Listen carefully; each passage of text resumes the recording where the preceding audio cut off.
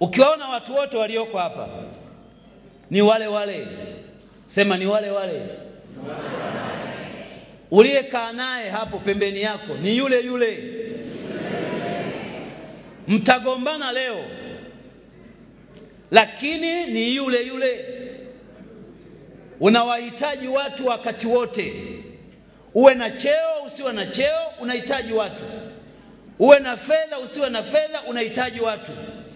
Kwenye maisha Mungu ametutengenezea mazingira ya kuwategemea wengine. Hata ulipokuwa unaugua, ulihitaji daktari mwingine wa kukutibu wewe. Na hata siku ukifa hutajizika, utazikwa na wengine. Unawahitaji watu. Mimi nikiangalia hii meza yote na ushuhuda nayo, nikianzia mkuu wenu wa wilaya, ni wale wale.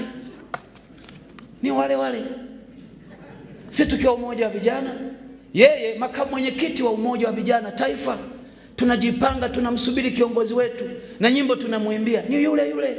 Leo ni mkuu wa wilaya, mimi ni naibu waziri mkuu.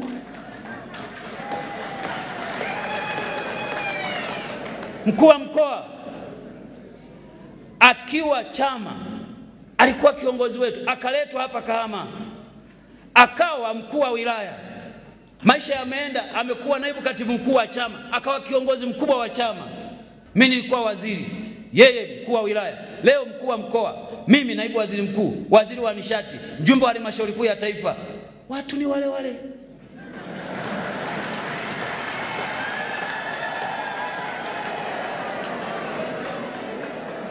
Niseme nini kwa Odilia huyu? Odilia alikuwa katibu wa vijana wilaya ya Geita. Mimi wakati ule nikiwa mwenyekiti wa jumuiya ya wazazi wa mkoa wa Geita. Baadaye maisha yamekwenda, ameletwa Bukombe, amekuwa katibu wangu wa chama. Baada ya muda ya Mungu mengi, kapandishwa cheo, kawa katibu wa mkoa, kaletwa Shinyanga. Leo yeye katibu wa mkoa, mimi niko hapa. Watu ni wale wale. Ningeweza kutaja kila mmoja naye mfahamu Mungu. Lakini kwa nini nasema hiki? Katika maisha usigombane na mtu, sababu kuna wakati utamhitaji. Kama kuna mahali una uwezo wa kumvumilia mtu aliyekuudhi, mvumilie, kwa sababu kesho utamhitaji. Mtaacha kugombana. Hiki chama kimewaleta pamoja. Kazi yenu ninyi muungane ndani ya chama, mkijenge chama. Msiruhusu mipasuko miongoni mwenu. Na kwa taarifa yenu, mkisikia chama tawala kimeanguka mahali kokote duniani, ugomvi ulianzia ndani ya chama chenyewe, wakapagalika, basi wapinzani wakapita katikati yao. Mimi natoka Bukombe. Pale Bukombe nilikuta mbunge wa upinzani.